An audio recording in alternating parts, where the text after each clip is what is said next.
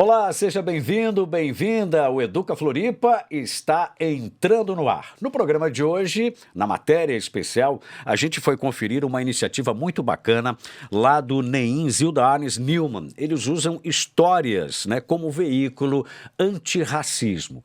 E no nosso quadro é o seguinte, de hoje o tema é Escola do Futuro. E como sempre, nós temos um entrevistado, ou melhor, uma entrevistada aqui no nosso programa. A gente vai conversar com a simpática Regina Lima. Acertei o nome agora, né?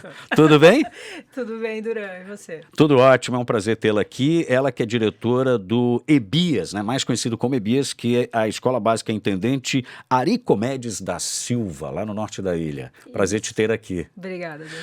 Bom, são 20 anos na área da educação, né? Como é que isso começou, Regina? Conta um pouquinho pra gente. Então, faz 20 anos que estou na prefeitura, de Florianópolis. Iniciei minha trajetória aqui, lá na Escola Osmar Cunha. E em seguida fui para EBIAS, lá estou até hoje, fazem 18 anos já. Sempre quis ser professora. Ninguém te influenciou? Dava aula para as bonecas, não. Gostava muito de dividir, assim, tudo que eu conhecia sempre. E iniciei dando aula para as bonequinhas ali mesmo, na infância. E isso se tornou uma paixão, assim, que eu carrego com muito carinho essa profissão, né? Tenho 42 anos, 3 filhos e sigo trabalhando aí com a comunidade. 20 anos já, então. 20 anos. Bom, você acredita, você tem algumas crenças na educação e uma delas é acreditar em uma escola totalmente articulada com a comunidade, Fala um pouquinho para a gente entender, o pessoal de casa entender a comunidade a qual o EBIAS está inserido.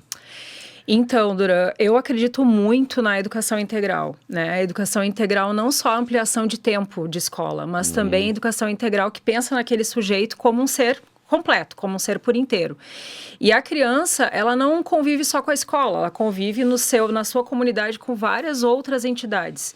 E é por isso que é tão importante o trabalho articulado com a comunidade. A escola, ela é uma extensão da comunidade e a comunidade é uma extensão da escola. Acredito muito nessa articulação, nessa vinculação importante que existe. Então, lá no EBIAS, já há muito tempo, a gente iniciou esse trabalho, principalmente porque aquela é uma comunidade que teve uma transformação importante no passado, E ela vem se transformando, como várias outras comunidades do norte da ilha, devido à migração, A imigração e a emigração de pessoas daquele ambiente. Então, há 20 anos atrás, era uma pequena comunidade de pescadores ali na cachoeira, onde tinha um comércio local muito intenso, enfim. E há 20 anos nós recebemos lá na comunidade as pessoas que viviam à margem da Via Expressa, O que proporcionou uma modificação importante da cultura local, do fluxo de pessoas, Enfim, isso tudo passa pela escola, porque a escola passa a ter novos estudantes, novas famílias, novas pessoas na comunidade. Nesse momento, a escola precisou se reinventar, buscar atender as novas demandas que apareceram por ali. Foi aí, então, que iniciou uma necessidade muito grande de intensificar essa articulação com as pessoas que usam a escola. Que maravilha. Bom, isso trouxe também, literalmente, uma escola sem divisão, sem muros. A escola lá não tem muros, literalmente falando. E isso não assusta um pouco, assim, quando a gente fala da questão da segurança, Então, muros, na verdade, eles existem para trazer segurança, na maioria das vezes. E como é que fica esse controle do aluno, Entra e sai, enfim, como é que é isso? Ter uma escola sem muros dentro de uma comunidade? Então, é bem isso, assusta um pouco, As pessoas, chegam pessoas novas lá e dizem, vamos colocar um muro aqui, diretora? Não, a escola se articulou dessa forma, se organizou dessa forma. Por quê? Eu sempre costumo falar, a EBIAS é uma escola sem muros, de educação integral, que tem a bandeira da inclusão. Então, é uma escola realmente para todos. O fato de não ter muros é muito simbólico, Porque a gente poderia também estabelecer muros invisíveis, né? A gente poderia estabelecer uma separação invisível, mas ela não existe. Por quê? Quando a gente fala em educar uma comunidade que é tão heterogênea, tão complexa, a gente não consegue, não pode ter a ideia de que a escola consegue sozinha. A gente não pode ter essa soberba de que a escola vai fazer sozinha. A gente precisa de muitas mãos. E por isso que não ter muros, tanto no que diz respeito ao muro físico real e ao muro invisível que eu falo, é tão importante. Porque a gente precisa estar de mãos dadas com as famílias, com todas as instituições que compõem aquela comunidade, com todas as pessoas que compõem a comunidade. Lá na EBIAS nós temos uma ideia de comunidade, não apenas comunidade escolar, não apenas com aqueles segmentos que compõem a escola, pais, alunos, professores, né, que tradicionalmente a gente traz nos projetos de escola. A gente pensa em comunidade como todo esse complexo que existe, que forma realmente aquela comunidade. Instituições, nós temos lá na Cachoeira Serte, que é uma instituição muito importante, né, que compõe a educação do bairro. Nós temos o posto de saúde, nós temos a intendência, nós temos a associação de moradores, projetos sociais, e todos eles se articulam com a escola, naquela proposta que eu falei antes de educação integral do sujeito, porque o sujeito ele participa de todos esses ambientes. Já a gente vai falar sobre esses parceiros aí, né, da comunidade, que são parceiros da escola também.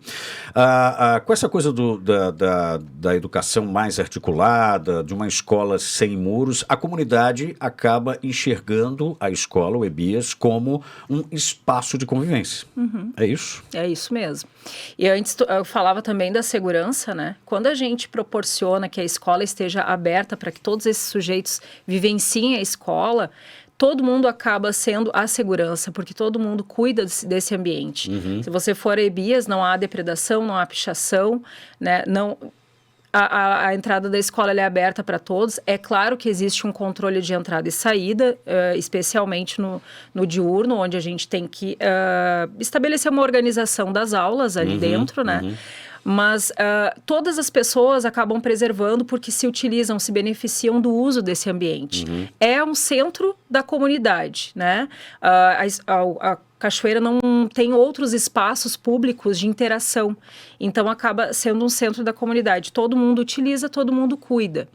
Acaba sendo um polo ali para a comunidade, um centro onde as pessoas decidem, conversam e também aprendem, né? Exatamente. Isso é muito bacana. A gente vai dar uma paradinha rápida agora, porque eu quero chamar a nossa matéria especial aqui do Educa Floripa. Existem muitas iniciativas que buscam desenvolver uma educação antirracista voltada para o respeito, para a igualdade e para a valorização de todos. O Educa Floripa foi conhecer uma dessas ações que vem lá do Núcleo de Educação Infantil Zilda Arnes Neumann. Confira comigo. O preconceito e a discriminação são reproduzidos historicamente e estão presentes em diferentes situações da vida cotidiana. Por isso, cada vez mais precisamos estar atentos para uma educação inclusiva. E é isso que acontece no NEM Doutora Zilda Arnes Neumann. Olhando para os livros da biblioteca, a gente percebe que ali diversidade e relações raciais são temas que se abordam desde cedo, já nos primeiros anos. Rosângela, que cuida do local e conta histórias na unidade, diz que tudo é selecionado com muito cuidado. Aliás, ela nos deu uma verdadeira aula sobre o assunto. Então, essa contação de história, ela é escolhida, ela é estudada, ela tem um objetivo, um tema, né? Então, a gente trabalha com alguns temas que a gente coloca como fundamentais, que a gente sabe que tem que estar debatendo desde a infância, né? Eu, particularmente, trabalho com a questão da ERER, que é a Educação para as Relações Étnico-Raciais, e também com foco na diversidade, em virtude que o nosso objetivo é realmente fomentar e educar as crianças para uma educação antirracista e para que elas entendam desde pequena que elas vão conviver no mundo com diversas pessoas, diversos elementos e diversas pessoas de vários tipos e gêneros, né? Então, algumas histórias são com esse foco e as professoras pegam esse foco e depois ampliam em sala. Rosana, deixa eu te perguntar, tu falou que uma das temáticas que você aborda é a questão étnico-racial e é extremamente importante e valiosa, né, para trabalhar o respeito, as diferenças, a diversidade. Como é que você aborda essa temática com crianças tão pequenininhas, até para servir de inspiração para outros educadores, Então, para pais? Isso, na realidade, esse tema é um tema que a gente tem que incluir como outro, né? E o que acontece é que a gente vê que, não só nós, né? Muitas profissionais, a gente ainda nos falta muita formação. Então, muitas professoras, a gente percebe, principalmente as professoras que eu diria que não são negras, elas têm muita dificuldade de falar palavras ou colocar algumas situações. A gente vê isso até numa contação de história com uma criança deficiente, né? Como mostrar um livro numa criança cadeirante. Então, a gente tem que quebrar. Primeiro, enquanto adulto, eu sempre falo que a gente faz um trabalho com as adultas. A gente tem que quebrar esse estigma, o que é certo, o que é errado, e estudar. A gente tem que estar estudando, tem que estar se apropriando de leituras e estar trazendo para as crianças de forma tranquila. Eu não paro para dizer, em nenhum momento eu te falei da cor dela, eu só falei que ela veio da África, que ela é uma avó. Como eu tenho vários personagens de várias cores japonesas, e a gente tem que trabalhar dessa forma. E a gente traz literaturas, né? Eu fiz um apanhado de literaturas diferenciadas sobre a questão da África, né? Que é a nossa descendência. Então a gente aborda de uma forma bem tranquila. A gente começa a trabalhar com cores, brincadeiras, qual é a minha cor, que cor é a sua cor, nossas diferenças, a diversidade. E aí eles começam a despertar para entender que somos diferentes. A partir do momento que eles entendem, a gente não precisa dizer se você é branco que eu sou negra. A gente precisa dizer que, dependente do jeito de você ser, da cor da minha pele ou do jeito do meu cabelo, todas nós temos que ser respeitadas. A partir do momento que a gente conseguir colocar isso para as crianças de uma forma tranquila, a gente vai estar fazendo sim essa educação para as relações, para que as relações sejam de respeito, né? Que é isso que a gente quer. A gente precisa falar sobre isso, a gente precisa trazer materialidades que as crianças se identifiquem, né? Infelizmente, quantas escolas que tem várias crianças de várias etnias, mas que a gente entra que a gente não se identifica. Porque quem está por trás, que eu digo, dos bastidores, a gente tem que ter esse carinho de observar tudo, né? Observar a criança negra, a criança loira, a criança deficiente, o autista, o casal de pai, casal de mãe com mãe. E a partir do momento que a gente traz isso para a criança de uma forma lúdica, respeitosa e real, porque é real, é a nossa vida, a gente está trabalhando com tranquilidade. Eu digo para as professoras, ai, Rô, como é que tu consegue contar? Eu não sei. Não, você vai falar. Que cor é a vodinha? A vodinha é marrom, é preta. E esse dia uma criança falou, que cor é a minha cor? É preta. Daí eu peguei um lápis, a minha cor é preta. Aí ele viu que não era, assim, preta essa cor. A minha cor é marrom, que a minha etnia negra, que veio da África, que tem a pele com mais melanina, que é algo da ciência. Então a gente vai explicando de algumas formas e vai falando para as crianças, sim, com outras palavras, que dependente da nossa cor, todos nós temos valores, né? A gente fez um trabalho com as crianças sobre isso e sobre cabelo, que é muito interessante, que eles gostam de mexer no meu cabelo. Porque a gente troca de cabelo, então eu tinha um cabelo vermelho, elas cismaram com o meu cabelo vermelho, cismaram, e aí a gente fez uma brincadeira com cabelos. Então eu levei uma literatura que falava de cabelos, e a gente tem as princesas tradicionais, com os cabelos loiros, lindas, que são maravilhosas, que a gente não tem que negar. A gente só tem que incluir as princesas africanas, né? Então é isso que a gente faz, esse trabalho, que é um trabalho que a gente tem que fazer desde pequenininho, desde formiguinha, levar materialidade para desde os bebês se reconhecerem naquele espaço, e assim a gente vai estar trabalhando. E é isso que eu ia falar, porque espaços como esse são extremamente importantes para tratar de todas essas questões desde pequeno. Com certeza, com certeza. Eu acho que é isso, a gente está tentando, assim, a gente não sabe tudo, a gente lê, a gente pede informação, a gente fala com as colegas, a gente estuda, a gente fala com os pares, às vezes a gente, será que estou fazendo certo? Será que é dessa forma que eu estou informando? Mas a partir do momento que a gente tem a certeza qual é a mensagem que a gente quer dar, desde pequeno a gente dá essa mensagem com respeito e com certeza a gente vê o retorno deles muito rápido. E uma questão que eu acho que é importante que você falou é tratar com naturalidade, sim, né? Isso, essa é a ideia. Porque né? Não também, eu sempre, elas falam, ai Rô, mas tu conta de uma forma bem tranquila. Assim, não, mas eu não vou precisar fazer de uma forma que não é tranquila porque eu sou tranquila.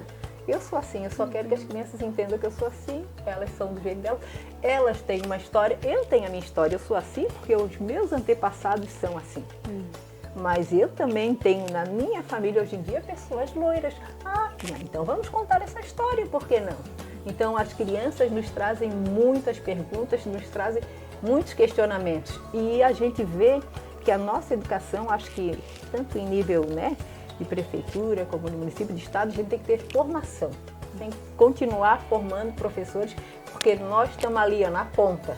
E se a gente não se sente seguro, como é que a gente vai conseguir transmitir? E como é que a gente vai conseguir transformar? Né? Essa foi a nossa matéria especial aqui no Educa Floripa, de volta com a nossa entrevistada, a Regina Lima, lá do EBIAS Cachoeira do Bom Jesus, que fica aqui no norte da ilha. Dentro da estrutura da escola, lá do EBIAS, acontecem várias oficinas, né? Várias atividades. Que oficinas são essas, Regina?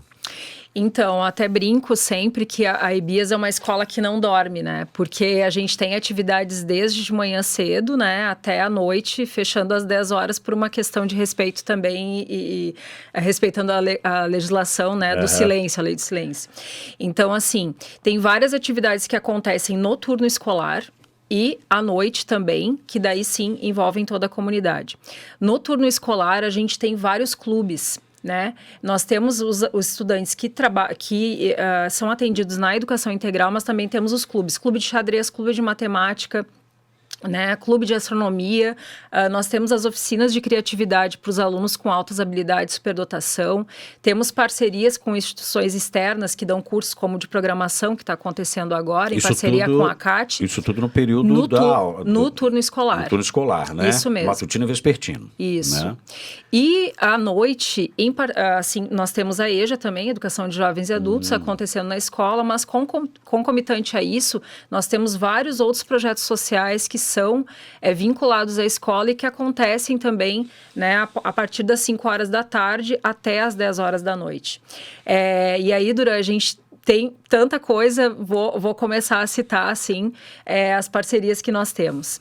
Temos vôlei, temos futsal, temos basquete, temos yoga, karatê, jiu-jitsu, capoeira. Tudo isso dentro do espaço da escola? Tudo isso acontece dentro do espaço da escola, em parceria com pessoas, instituições, associações que queiram doar um pouco do seu tempo, né, e da sua força de trabalho para beneficiar e para ampliar as oportunidades de aprendizagem aos nossos estudantes e à nossa comunidade.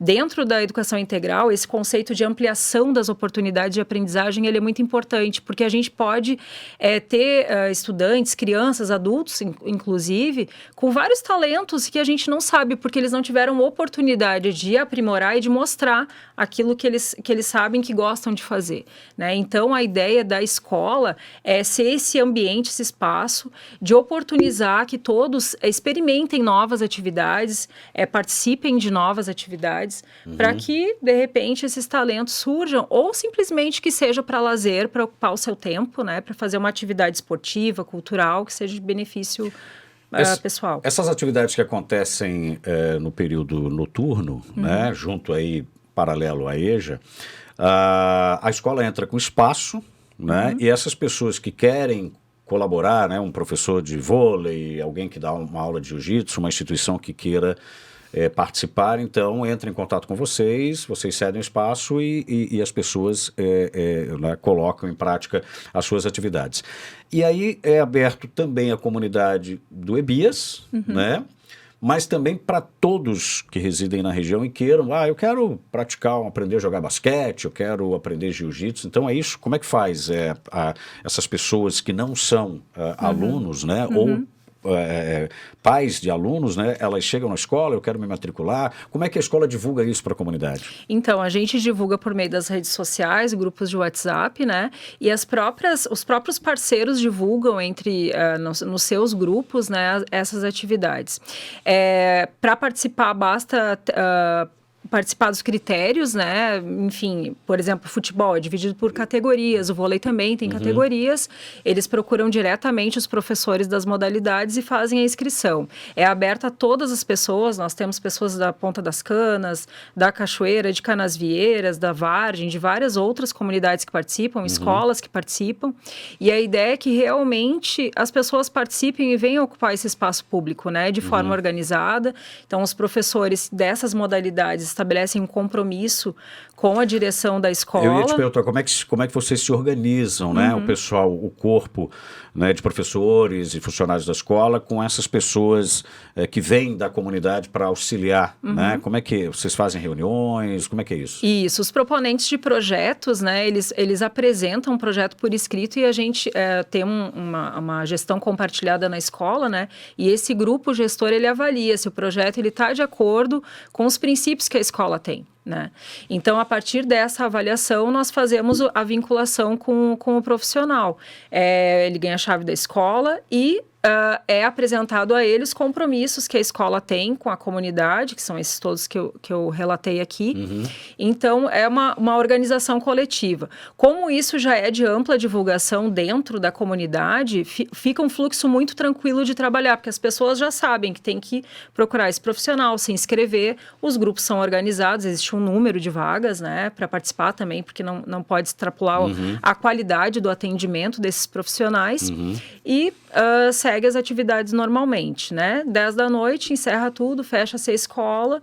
Tem muito pai de aluno fazendo essas atividades? Muito pai de aluno, principalmente as atividades que são já no final da noite, já são mais para adultos mesmo, devido ao horário. Tal, e vai direto para a escola. Vai jogar futebol, vai jogar basquete, né? Fazer aikido, fazer outras atividades que são de seu interesse. Muitos pais de estudantes, tanto da EBIAS quanto de escolas também próximas ali da EBIAS que participam. Isso acaba aproximando muito as famílias, né, da própria escola, né? Então, é aqui onde o meu filho estuda, é aqui onde eu jogo a minha bola, pratico meu vôlei, né? Aprendo enfim, jiu-jitsu, essas lutas marciais, enfim, isso é muito bacana. Outros setores são parceiros, né, da escola, né? Você citou agora há pouco aí o centro de saúde, né, o centro comunitário, que acabam vendo na escola também um parceiro para realizar suas atividades, né? Como é que funciona essa parceria aí? Então, a gente tem várias ações conjuntas, né? Por exemplo, a época de matrícula, a EBIAS e a CERT se articulam muito para realizar as matrículas das pessoas do bairro.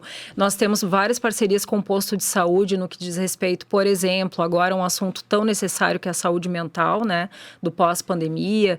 Nós temos parcerias com pessoas que moram na comunidade, que representam setores como a UFSC, a coordenadora de enfermagem é moradora do nosso bairro, então ela leva projetos para lá com os estagiários da UFSC. Temos parcerias com associações de moradores próximas e a própria Associação de Moradores de Canasvieiras, mas não só de Canasvieiras também, que desenvolve atividades lá dentro. E esse fluxo ele é muito intenso. Ele ocorre de acordo com a demanda que a própria escola ou essas instituições percebem, e a gente vai se organizando para participar. Hoje, por exemplo, estamos na escola com uma ação muito grande lá sobre da saúde renal. E hoje estamos com o busão da vacinação lá na escola. Então, faz parte dessa rede mesmo de atendimento integral à comunidade. Acontece mais ou menos assim, onde é que a gente vai fazer tal ação? Vamos lá no EBIAS. É mais ou menos isso, né? Existem várias ações que são assim, porque a gente já tem aquela predisposição a desenvolver ações que sejam de um alargamento maior comunitário, né? Que bacana. Bom, a gente interrompe mais uma vez a nossa entrevista, porque eu quero chamar aqui o nosso quadro. É o seguinte, a gente vai para o nosso momento de reflexão e vamos falar sobre uma nova forma de ver e colocar em prática a educação. No quadro É o Seguinte de hoje, o assunto é a Escola do Futuro, uma proposta que já é realidade e que trabalha com multilinguagens e projetos interdisciplinares. Um espaço onde os estudantes aprendem de forma diferente, mas voltada para o futuro.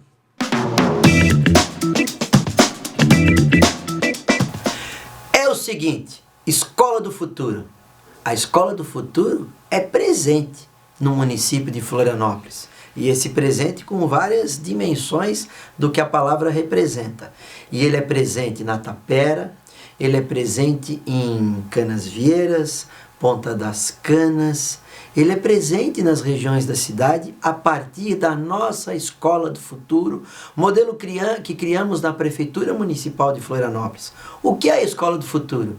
A Escola do Futuro é uma escola que ela é multilinguagens, as línguas oficiais são português, inglês, letramento digital, Libras. Libras é uma língua oficial da escola.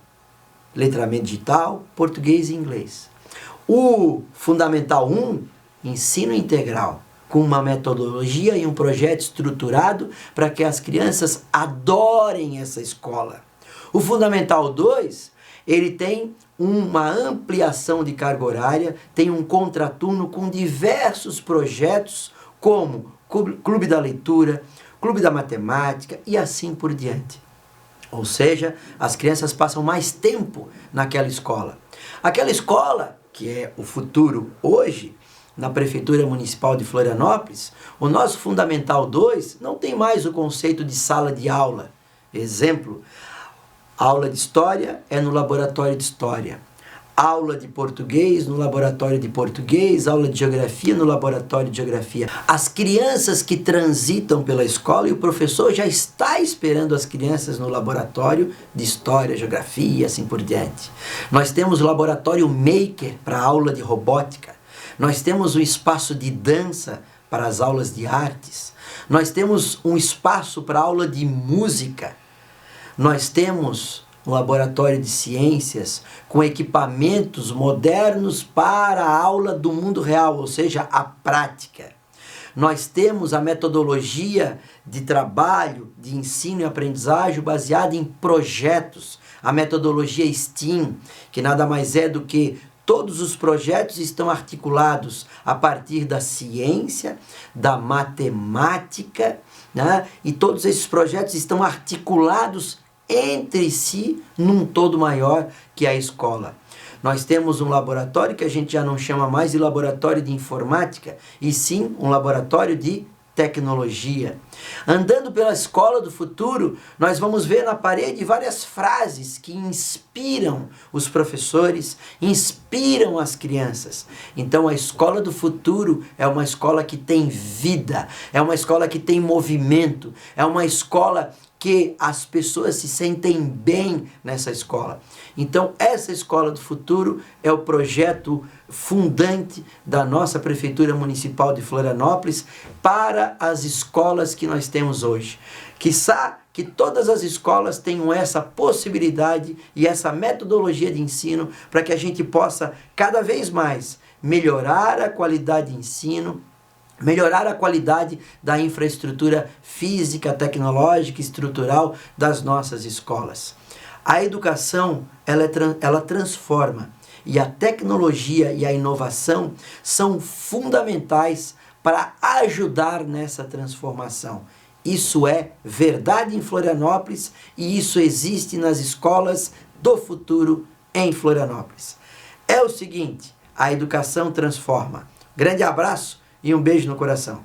Esse foi o nosso quadro É o Seguinte, né? Refletindo sobre a escola do futuro.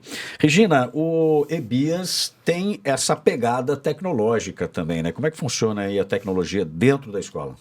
Então, uma das parcerias importantes que a gente tem lá na escola, devido até à proximidade que nós temos do Sapiens Park, né? Que é um bem polo pertinho ali, né? importantíssimo de tecnologia ali no norte da ilha, ao lado, é vizinho, né?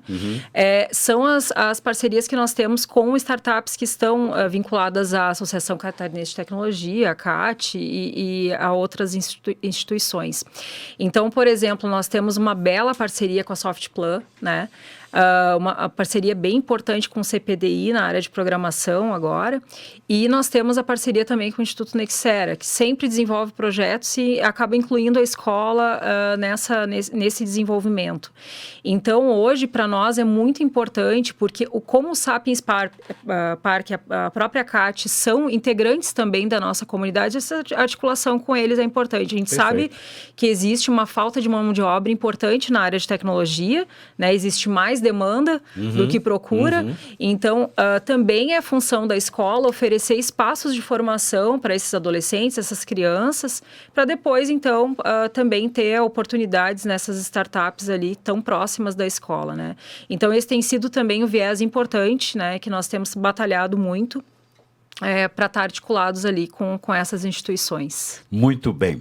Bom, hoje nós conhecemos um pouco sobre o EBIAS, que é a Escola Intendente Aricomedes da Silva, mais apelidada carinhosamente de EBIAS. Eu conversei com a Regina Lima. Muito obrigado, Regina. Eu que agradeço. E eu acho que, assim, para finalizar, o que fica mesmo, o mais importante de tudo, é escutar as pessoas que a gente atende nas escolas. Uma escola articulada com a comunidade e sem muros. Muito bacana. Parabéns, hein? Obrigada. O Educa Floripa fica por aqui. Nos vemos no próximo programa. Um grande abraço.